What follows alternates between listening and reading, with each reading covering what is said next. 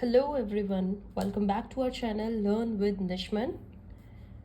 After understanding complete institution about Panchayati Raj system in India we follow, today we are going to discuss the relations between union and the state. And today we are going to cover the topic legislative relations between union and state. Right बच्चे? Pay your all attention. क्या होता है बच्चे, हम हमारे जो relations जो हम पढ़ने वाले हैं बिटवीन यूनियन मतलब top government and the state government, we are going to divide it in 3 parts. First, this is legislative relation. The second one is administrative relation, which we are going to do in separate video, and last is your financial relation. Right? So administrative relation will cover article 256 to 263 and financial relation article 264 to 291. Today we are going to discuss this legislative relation 245 to 255.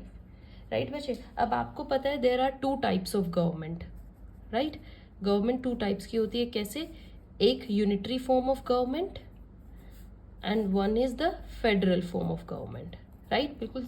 मैंने जब आपको constitution of India के बारे में discussion ही start करी थी, बिल्कुल आप फर्स्ट वीडियोस में जाके देखना जो टॉप वीडियोस हैं, उसमें मैंने आपको बताया था यूनिटरी टाइप ऑफ गवर्नमेंट कौन सी होती है, in which maximum powers are only in the hands of central government. right? या source of power is in the hands of central government. यहाँ पर मेन जो पावर होती है बच्चे वो सेंट्रल गवर्नमेंट के पास होती है. फेडरल गवर्नमेंट में क्या होता है, the centre and the state में पावर डिवाइड होती है, they share the power. Right? So there is sharing, decentralisation of power, there is concentration of power. Major examples अगर आपने देने हैं यूनिटरी के, लाइक फ्रांस, चाइना, जापान. अगर आप फेडरल का बेस्ट एग्जांपल देना चाहते हैं तो US, then our India. Right बच्चे?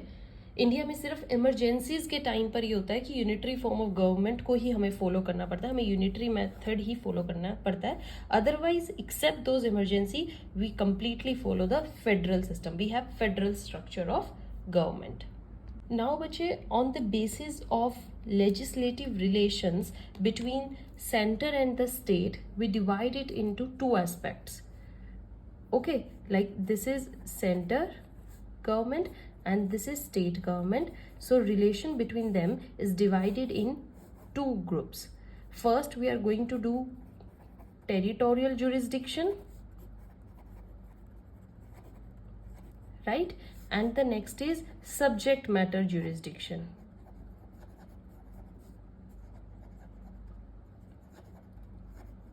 ठीक है बच्चे, हम लेजिस्लेटिव रिलेशन को 2 पार्ट्स में समझेंगे. जो टेरिटोरियल जुरिस्डिक्शन होता है, इसमें हम पढ़ेंगे कौन से और कितने एरिया में कौन लॉ बना सकता है, लाइक कितना एरिया, स्कोप कितनी होगी सेंट्रल और स्टेट गवर्नमेंट की लॉ बनाने की.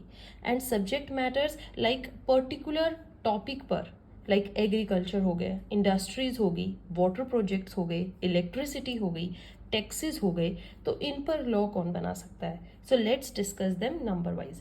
First we are going to talk about territorial jurisdiction. Alright बच्चे, सो टेरिटोरियल जुरिस्डिक्शन में क्या होता है, आपका article 245. Let's take the very first article. 245 says parliament means centre. Parliament के पास पावर होती है कि इंडिया के किसी भी टेरिटरी के लिए लॉ बना सकता है. Right? Means complete India. Okay. Then legislature, this is parliament means central role. Legislature means जो स्टेट में होते हैं. लेजिस्लेचर में क्या होता है, वो स्टेट की कंप्लीट टेरिटरी या स्टेट के किसी भी पार्ट के लिए लॉ बना सकते हैं. ये स्टेट की बात करते हैं and it talks about the whole India. Right? And extra territorial operations मतलब जो टेरिटरी से बाहर होते हैं, उसकी परमिशन सिर्फ बच्चे किसके पास है, पार्लियामेंट के पास. Only parliament can pass any law related to extra territorial operations. This power is given to parliament only. अगर इंडिया से बाहर रहने वाले लोग और उनकी प्रॉपर्टी के लिए आपको कोई लॉ बनाना है तो पार्लियामेंट एक्स्ट्रा टेरिटोरियल लॉ बनाता है. ठीक है? और ये कैसे पता चलेगा कि यह लॉ सही है कि नहीं, राइट। ये लोग किसने बनाया है, क्या हमें यही फॉलो करना है? इसके लिए हमारा होता है territorial nexus test. Territorial nexus test, right बच्चे। टेरिटोरियल नेक्सस टेस्ट क्या था? एक केस था हमारा, the case was Wallace versus ITC, ITC income tax commissioner, okay, Bombay, 1948 का केस था बच्चे, ठीक है। इसमें बोला गया अगर पार्लियामेंट एक्स्ट्रा टेरिटोरियल लॉ बनाना चाहता है और जिस सब्जेक्ट में वो लॉ बनाना चाहता है तो इनके बीच में एक रीजनेबल कनेक्शन होना चाहिए, right. Nexus means there must be a reasonable reason और you can say reasonable relation. किस किस के बीच में? जो वो लॉ बनाना चाह रहे हैं और जो सब्जेक्ट मैटर है, ओके। आर्टिकल 245 के अंदर पार्लियामेंट के पास इंडियन लॉ बनाने की पावर एब्सोल्यूट नहीं है, right. There are certain exceptions, we are not going to discuss those exceptions. So exceptions under article 245 क्या है? फर्स्ट एक्सेप्शन आपकी आर्टिकल 240 में गिवन है, that is 4 union territories. 4 union territories कौन कौन सी? Dadar and Nagar Haveli, now it is included in Daman and Diu, तो वो भी हम इसी में लिख देंगे, right. Andaman and Nicobar island,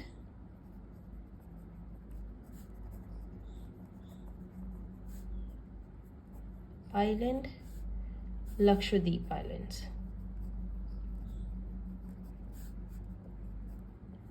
now these are 3, ठीक है।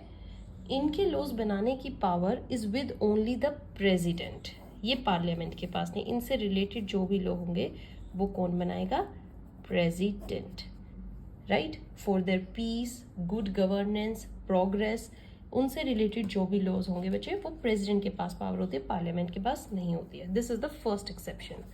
Talking about the second exception, it's given in 5th schedule that it covers scheduled areas, okay.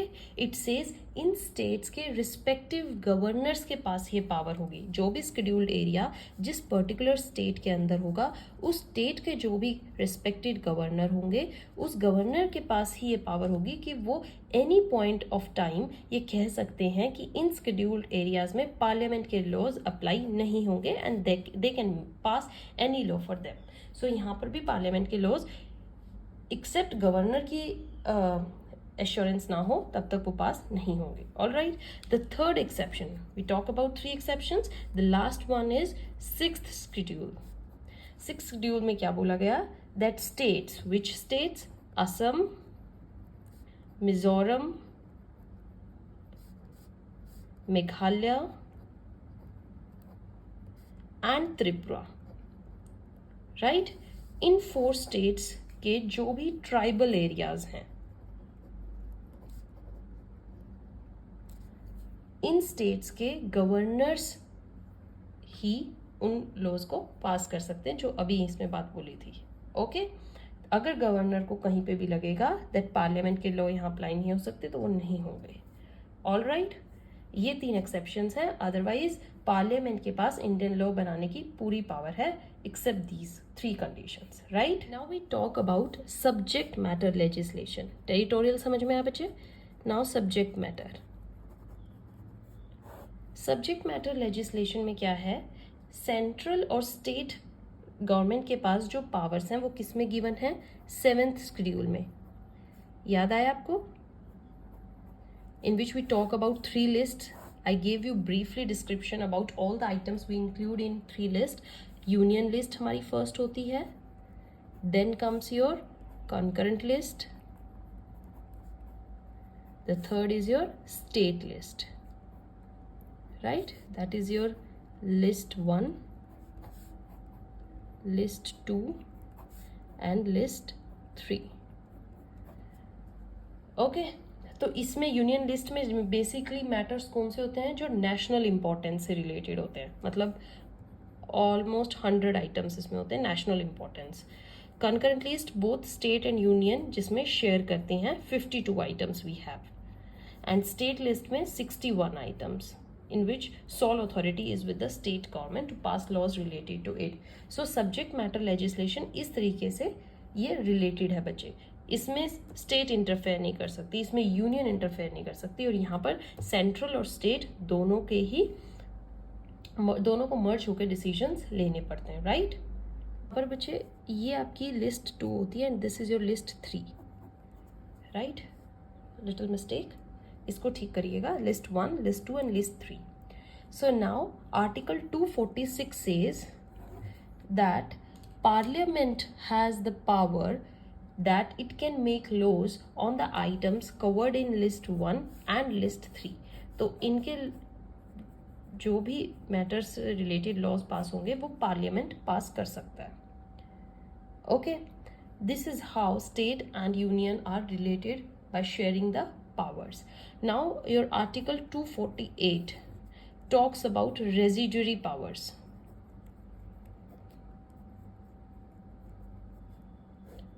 Residuary powers बच्चे, if any new subject matter comes, right, जो इनमें 61 items, इन item से अलग कोई matter आ जाता है बियॉन्ड अबव 3 लिस्ट जिस पर लॉ बनाना चाहिए, तो वो रेजिड्यूरी पावर है, ठीक है, वो अभी इनमें इंक्लूडेड नहीं है, and that is the residuary power. और रेजिड्यूरी पावर किसके पास होती है? यूनियन, ठीक है। तो इसका मतलब union list is the major list, then comes your concurrent list, union का इस पे पूरा कंट्रोल होता है, ठीक है, इस पर partial control and no control in the state list, right? List will prevail according to its position. If any conflict arises between the two, normally above positions are used. इस position के according ही हमें work करना है, okay? But in extraordinary situations जो हमने पढ़ी थी, right? जैसे emergency, so these positions या subject matter in the list can be changed too, right? ये change हो भी सकते हैं. I always said nothing is absolute in our constitution. Okay, so what are those conditions जिसमें हम ये रूल चेंज कर सकते हैं? The first is national emergency,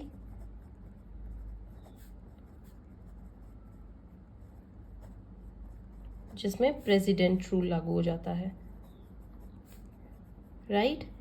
then comes the next is when Rajya Sabha passes a resolution, जब राज्यसभा से कोई resolution pass होता है तभी भी ये लिस्ट चेंज हो सकती हैं, right. On states request, if some state specifically request that this item पर यूनियन गवर्नमेंट को लॉ बनाना चाहिए तो वो भी ऐसे चेंज हो जाता है। And the fourth condition is implementing international agreements to fulfil, right. International agreements को अगर हमें फुलफिल करना है उस टाइम पर भी यूनियन गवर्नमेंट इंटरफेयर कर देती है in states power, okay. So there can be situation जब सेंटर स्टेट के किसी भी मैटर पर लॉ बनाना चाहती है या वाइस वर्सा स्टेट सेंटर के बनाना चाहती है, तो अगर ऐसा कोई लॉ आता है तो हम कैसे डिटरमाइन करेंगे कि ये लॉ वैलिड है या नहीं? तो कोर्ट एक डॉक्ट्रिन अप्लाई करते हैं, that doctrine is doctrine of pith and substance,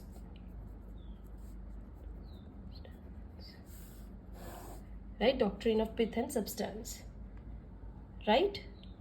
This doctrine says that when a law dealing with the subject in one list is also dealing in the subject in another list, so in such a case the true nature and character of the legislation has to be ascertained, right? In ascertaining the substance of impunged legislation, one must have regard to the enactment as a whole, right, to its object and effect of its provision.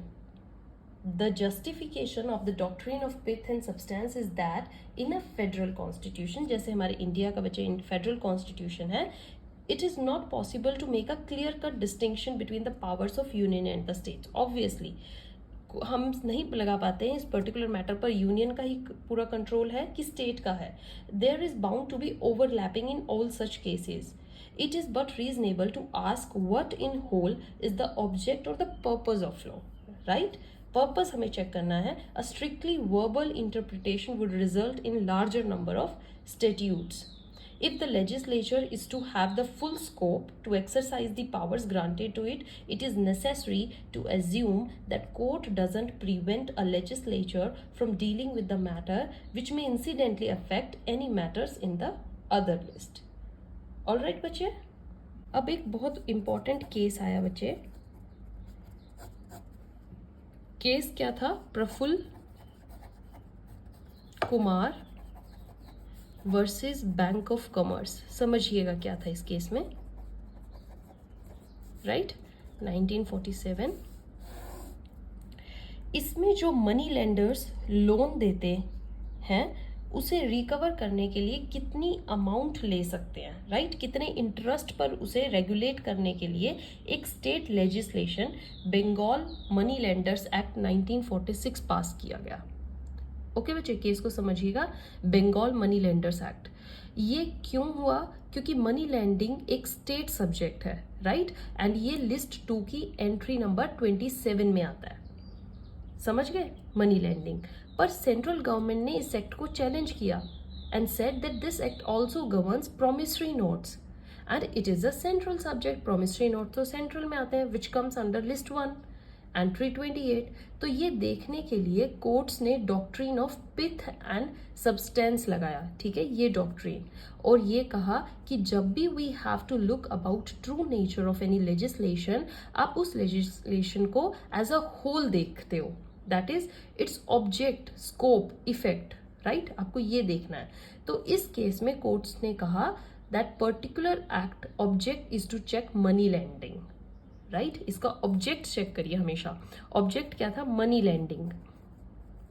And money lending somewhere it includes promissory notes. So this act is valid. जो ये act आया था Bengal money lenders act, that was valid because it's a state concept, right? ये state list में आता है money lending. And money lending जब state list में आती है तो वो जो एक्ट था वो परफेक्ट बोला गया, इसमें सेंट्रल इंटरफेरेंस नहीं चाहिए. तो अब आपको I think doctrine of pith substance अच्छे समझ में आया होगा. When there is a conflict between